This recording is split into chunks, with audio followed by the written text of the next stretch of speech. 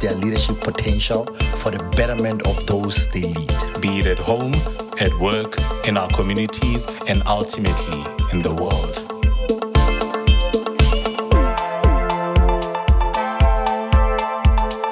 All right, we're back.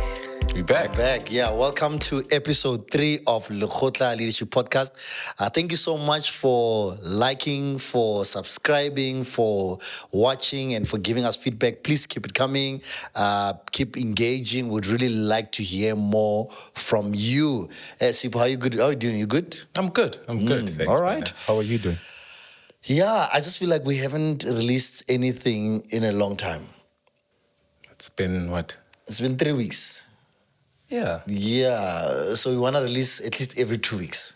Okay. Yeah, every 2 weeks. Hard target, but yeah, that should work. I think let's show leadership. Let's show leadership by making sure that every second week we release an episode. That's a promise. That's a promise, yeah, that is a promise. So today we are talking about quiet quitting.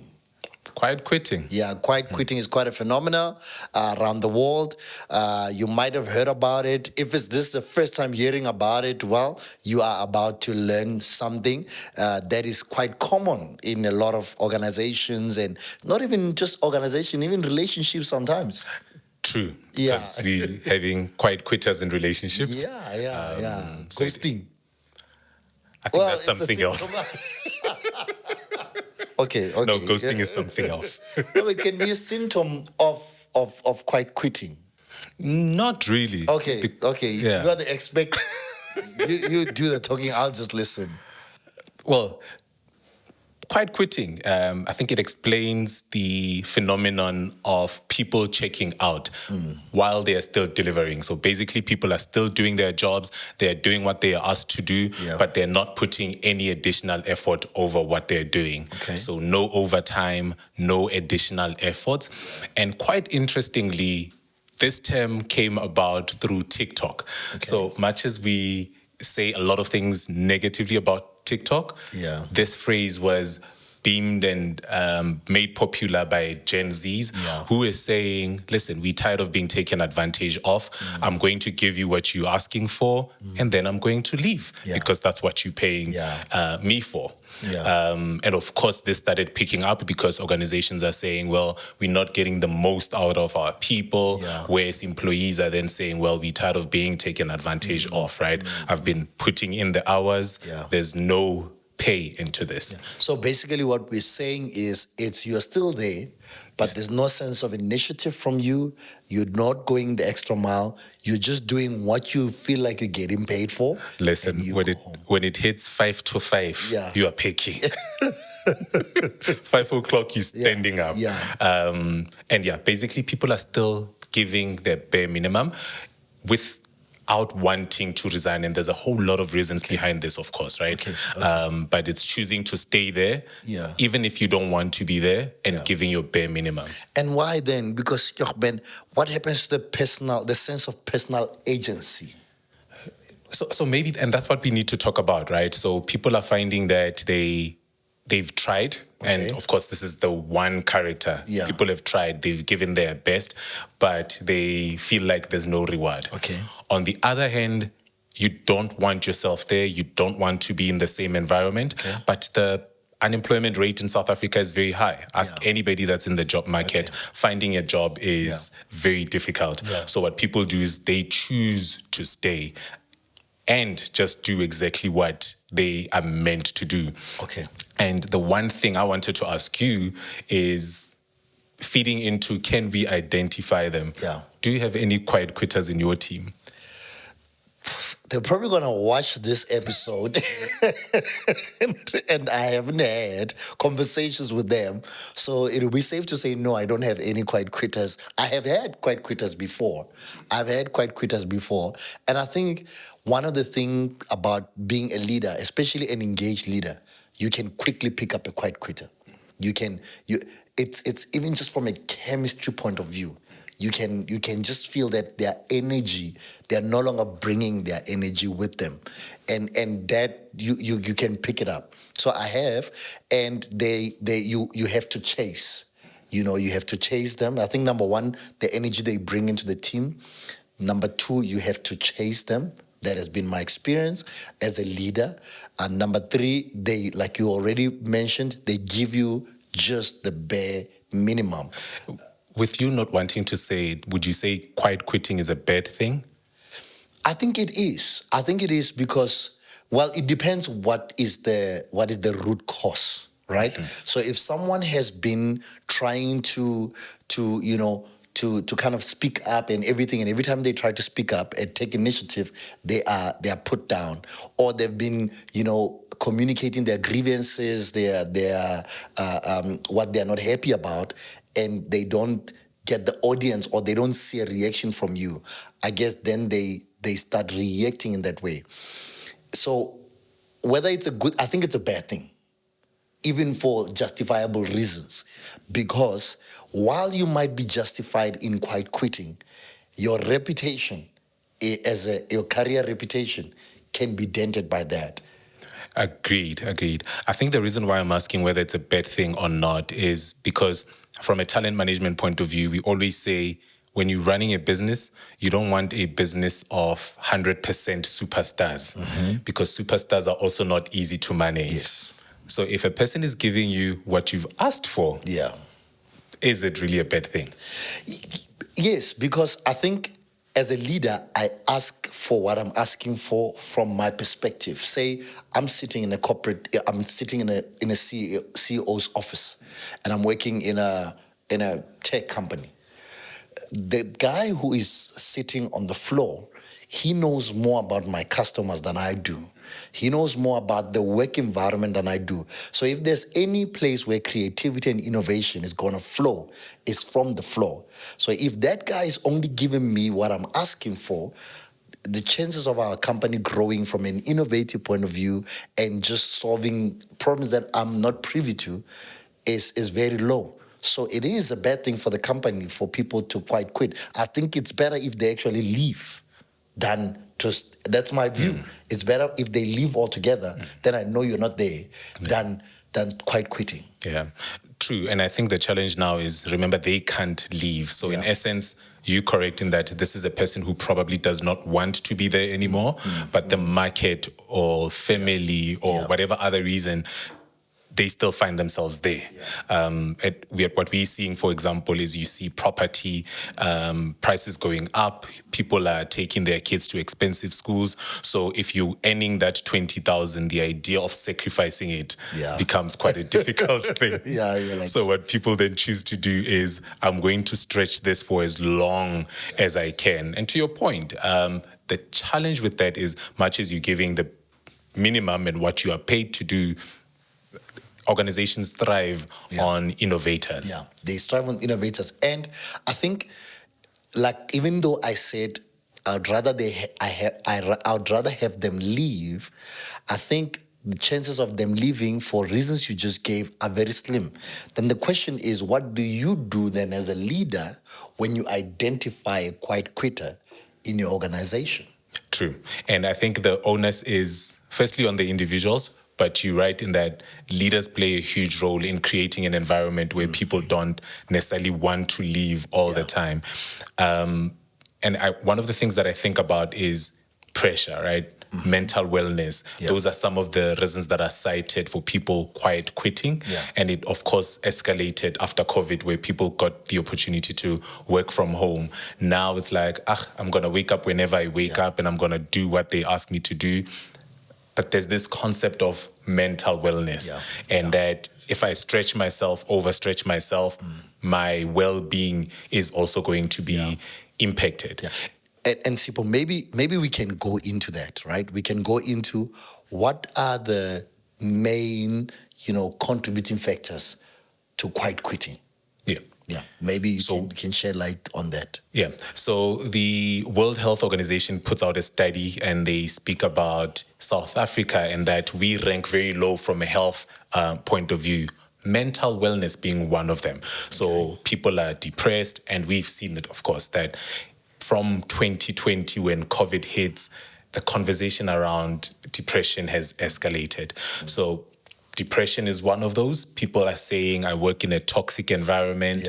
The other one is, I think people feel stagnant. Okay. So you've been knocking off at 8 p.m., but you're not seeing the results. Yes. And yet there's another person that works at the exact hours, sometimes less, and you see them going up the ladder and you just choose to stay back.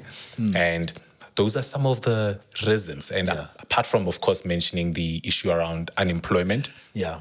And that it's hard to find a job. You know what I think at one point we need to talk about? What sets you up for promotion in a workspace, right? Because some people are putting in the work, but they're not getting promoted. And I am of a view, both as an employer and as an employee to someone else, I'm of a view that hard work does not cut it.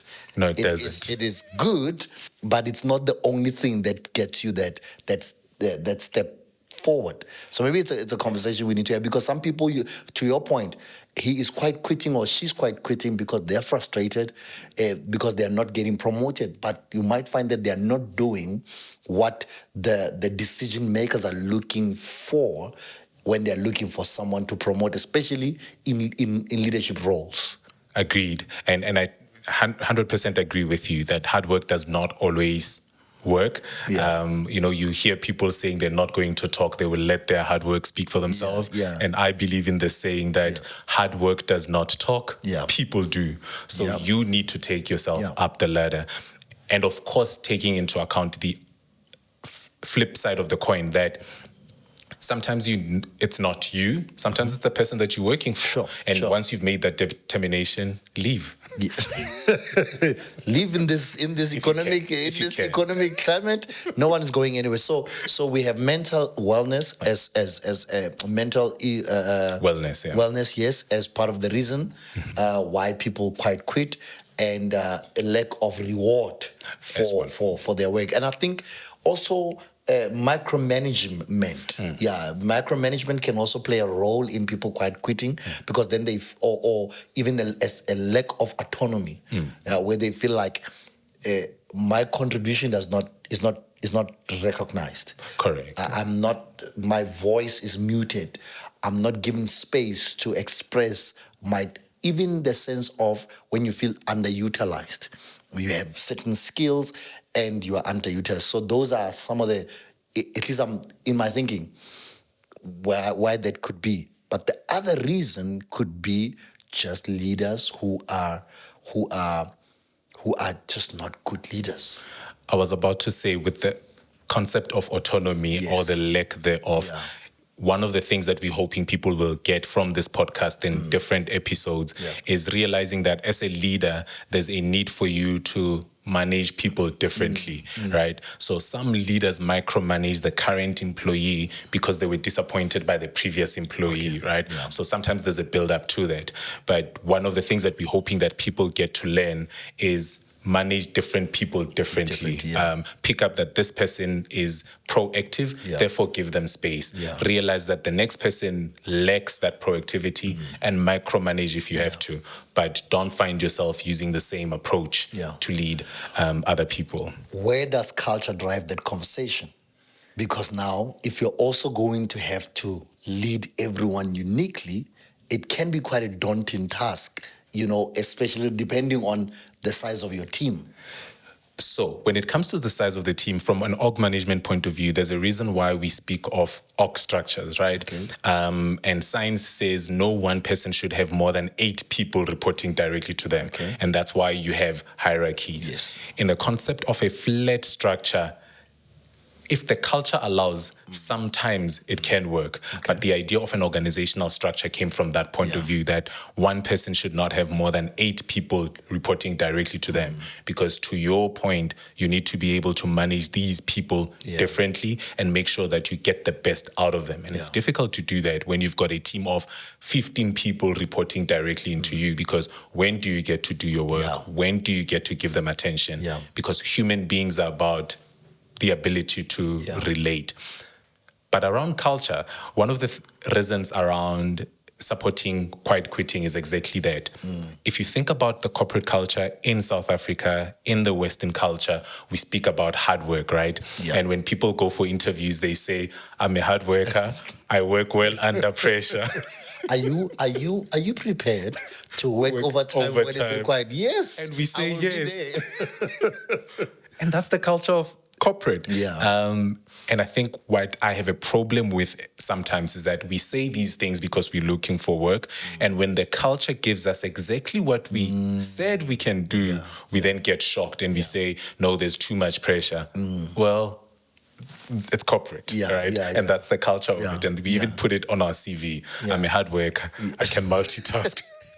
And I guess when you're looking for work, you're not gonna say you're not a hard worker. You're not gonna put those things up. And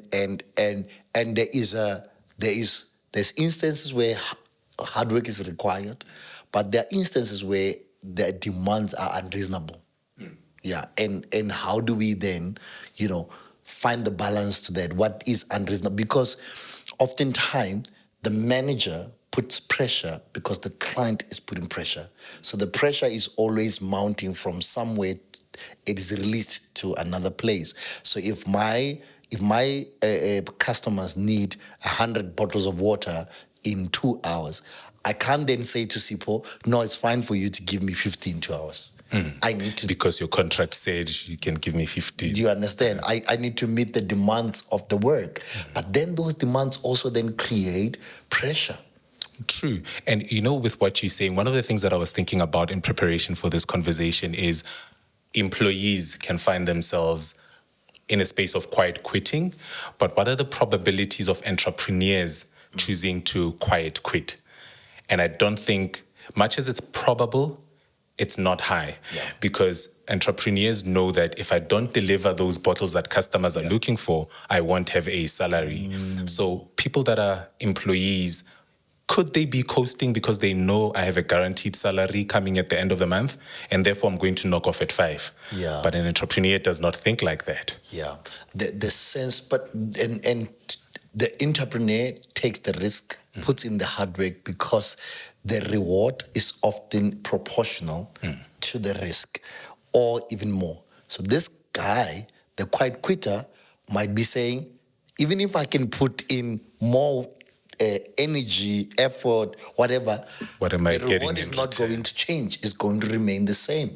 And that's why I think, in my view, the primary reward for work must be meaning than financial reward, because the sense of meaning is what will drive you beyond the financial reward. And I'm not downplaying that people need to get paid, and they need to get paid well. But as things are, what is paid well? Do you understand? Things are getting expensive. Companies cannot keep up with the demands, the economic demands. What the interest rates are going up. Fortunately, they gave us a break now. But interest rates keep going up. Companies cannot keep up with raising the salaries at the same rate. So if then what you are getting becomes your primary sense of reward, then we're going to have a lot of people quite quitting. Funny thing that you say that, because like we mentioned, quiet quitting is a term that was coined on TikTok. Yeah. And what observation shows you is how young people have realized that actually I can make 60K a month through social media. Yeah. And what social media requires you to do is put in 3 hours, 4 hours a day, and then you live your life, right? And that's what young people are doing. They are finding ways to make that money in the shortest period. Doing what they love and what they enjoy, and therefore finding a greater sense of meaning. Whereas your previous generations are still stuck in the idea that for you to grow a career, you must go to university, go into corporate, and so forth, and then you run into the you run into the rat race again. But younger people are doing exactly what you're saying. It's finding meaning, finding ways to short circuit this entire process, travel if I have to, and there's no need for me to be in corporate. And these are the young people that have coined this phenomenon that everybody's realizing, actually, I've been quiet quitting for the longest time. But the younger ones are saying, I don't need this. Yeah. Now, here am I. I'm a 35-year and upward.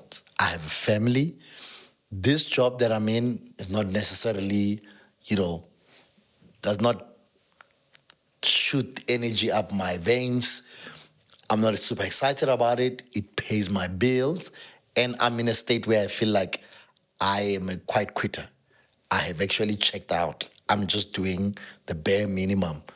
What would your advice be to me?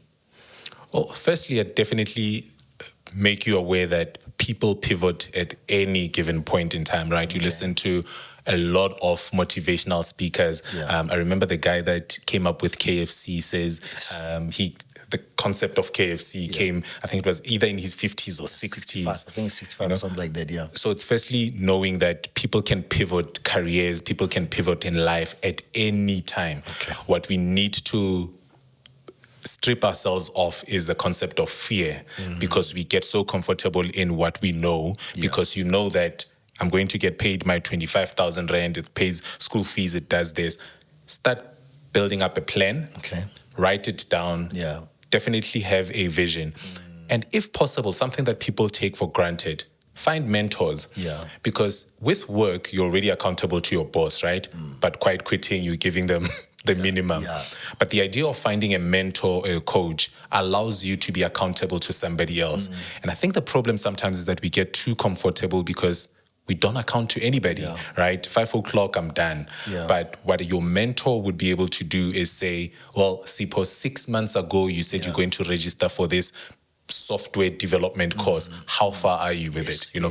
So get a mentor, somebody that can hold you accountable.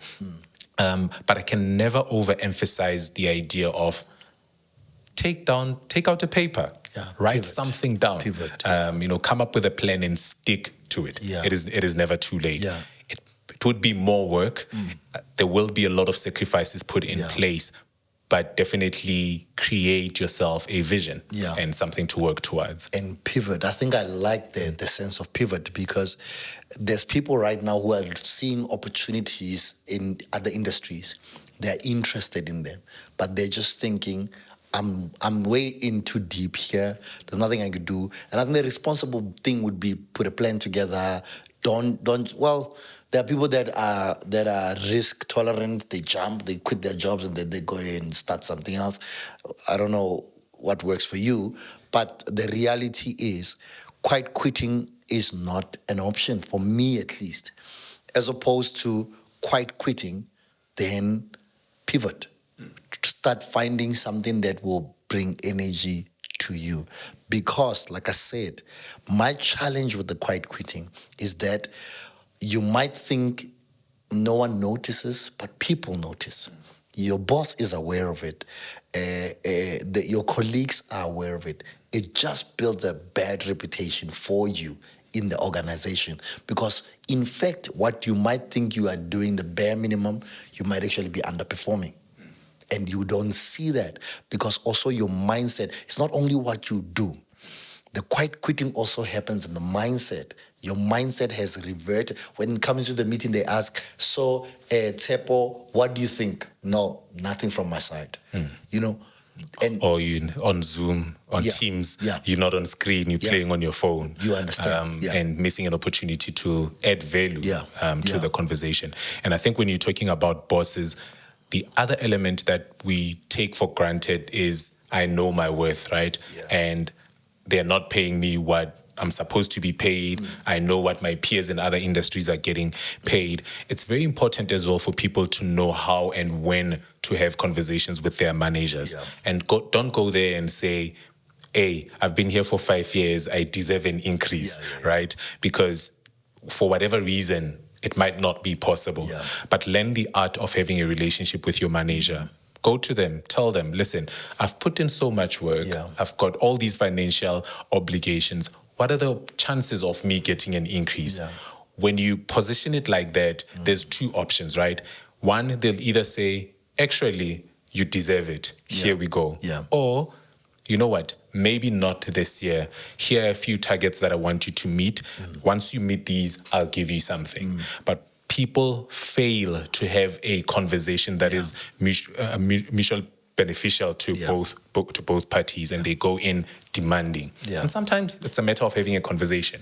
And of course, if it doesn't work out, then look at other options. One of the big things that people struggle with in corporate is having difficult conversations. And I think quiet quitters, they do it as a way of protest. Often you find that even their grievances are not known. True. Yeah, they protest in that way.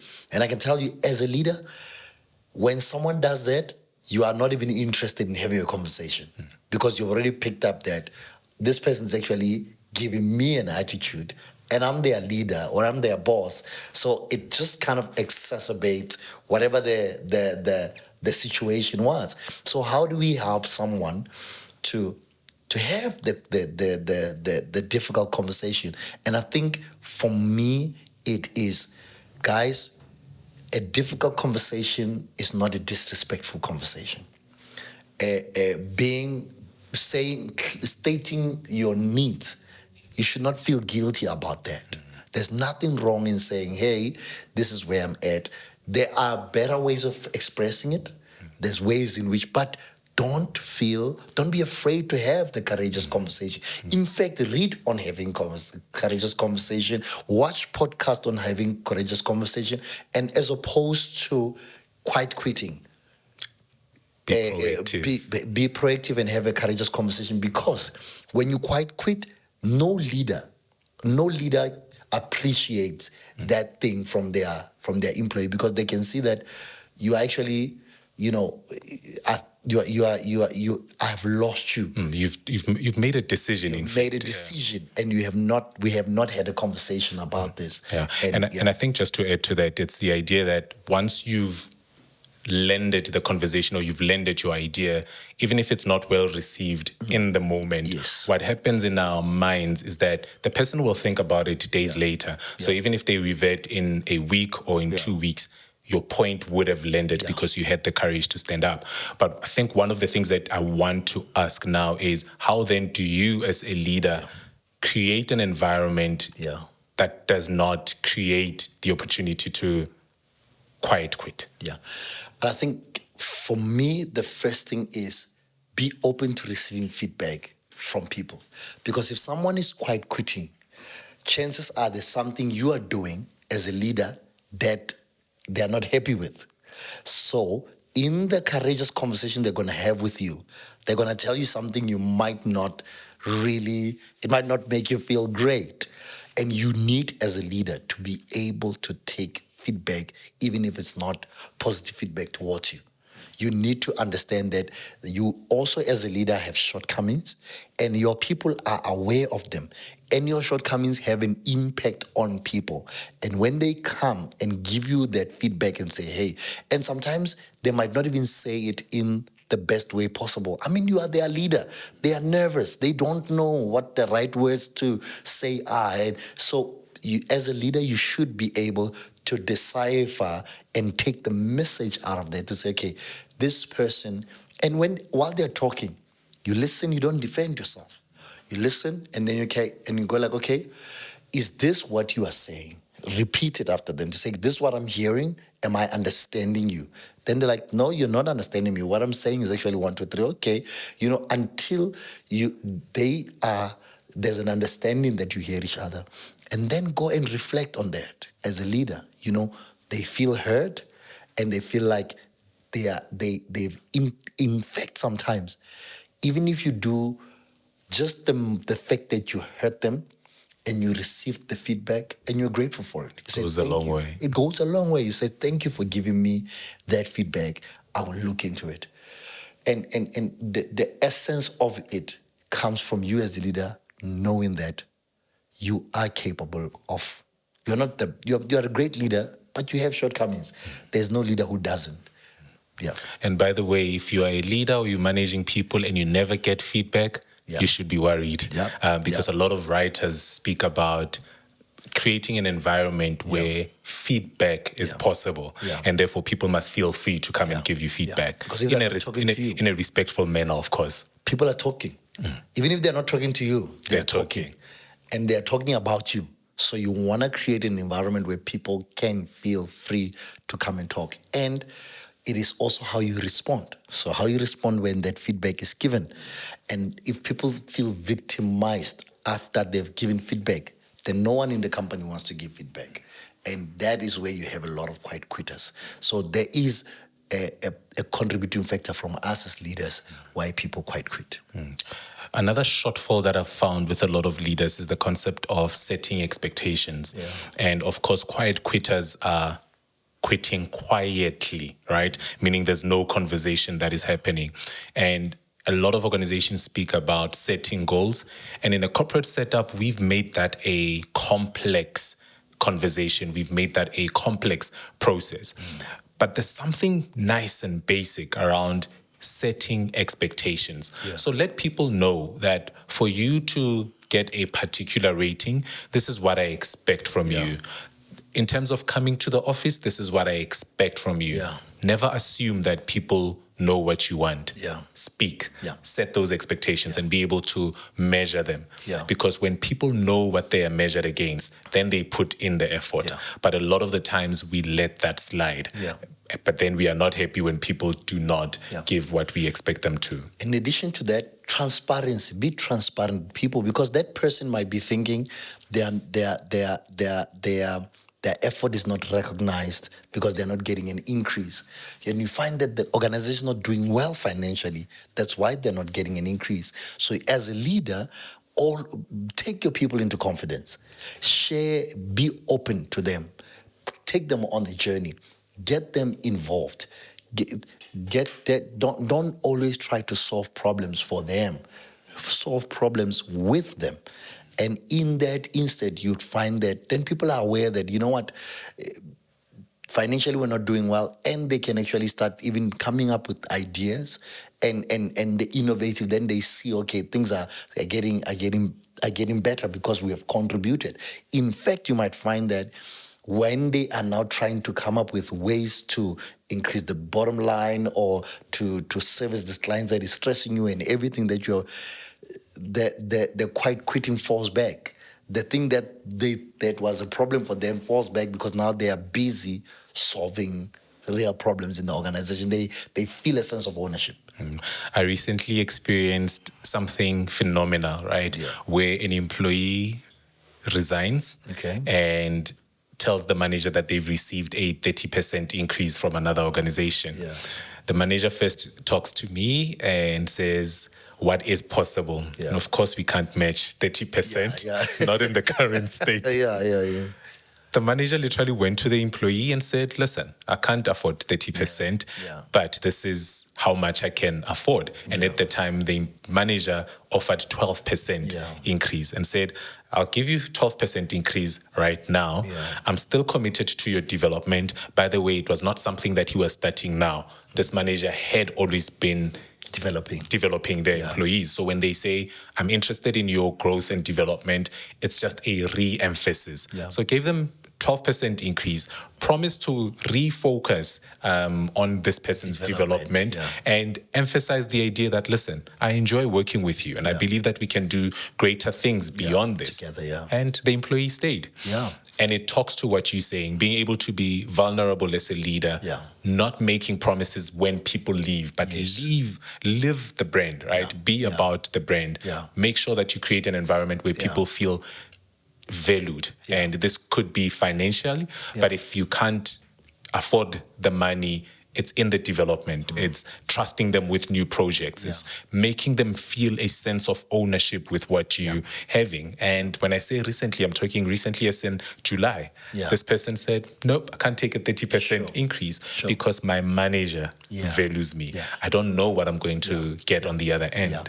And Sipho, when people feel trusted, and they feel like they are responsible over something of value, not just a task, it's seldom that they'll quit or quite quit.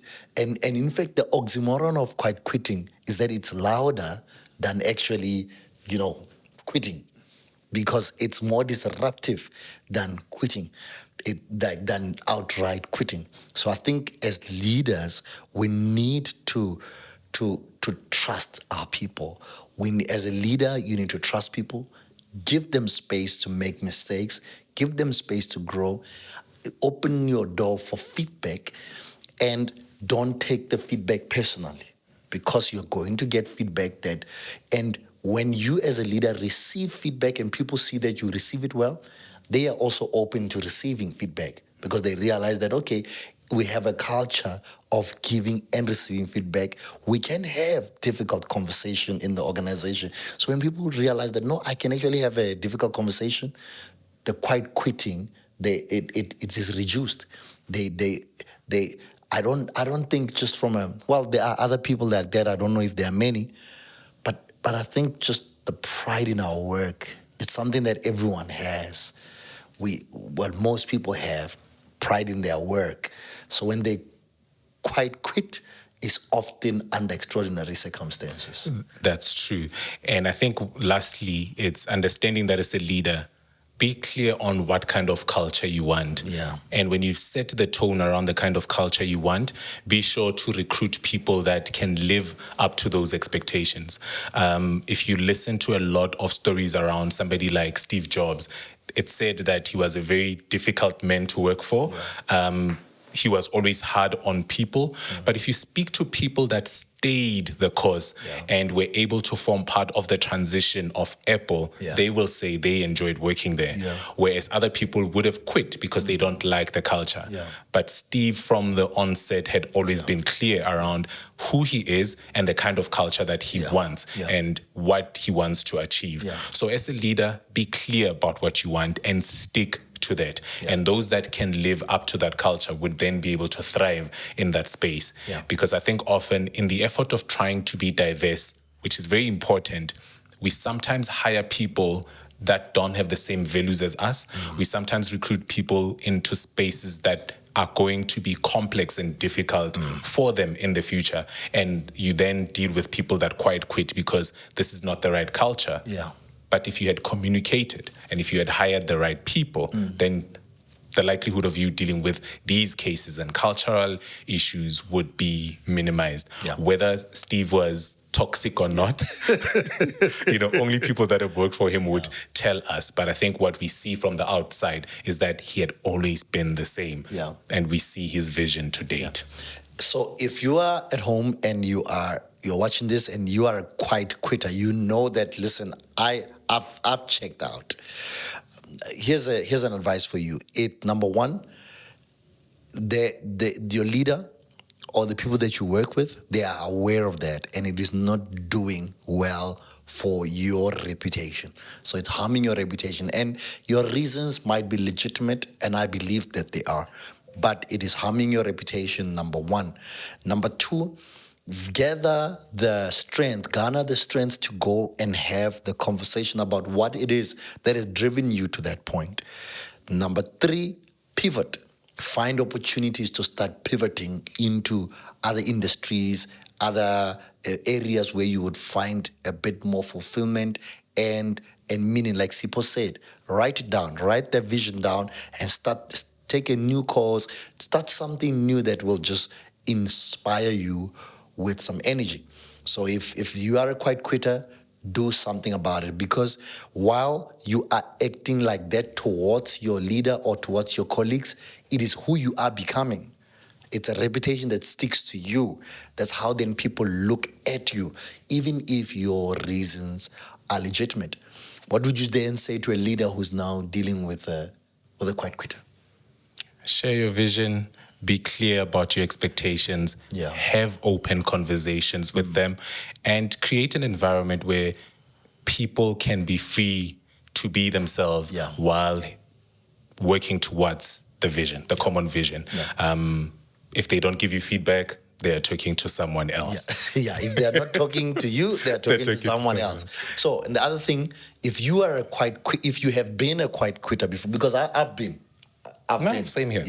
If you have been a quiet quitter before, maybe write on the comment section what cost you to do that, and how did you get yourself out of that. If you are a leader who has dealt with someone who's a quiet quitter, give us some of your tips on how did you deal with them. And remember to like, to subscribe, to comment, and to share. Yes. I think that's it. And we're available on all your favorite podcast platforms. Yeah. And YouTube, Instagram. Are we on Spotify and all those things? Yes, all those kind of things. All your favorite podcast platforms. Sorry.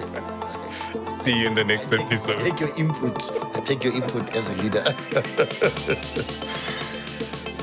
Thank you for joining us for this episode. Remember, healthy leader, healthy community, and a better world. Please remember to follow us on your preferred podcast platform, and remember to like, share, subscribe, and please leave your comment.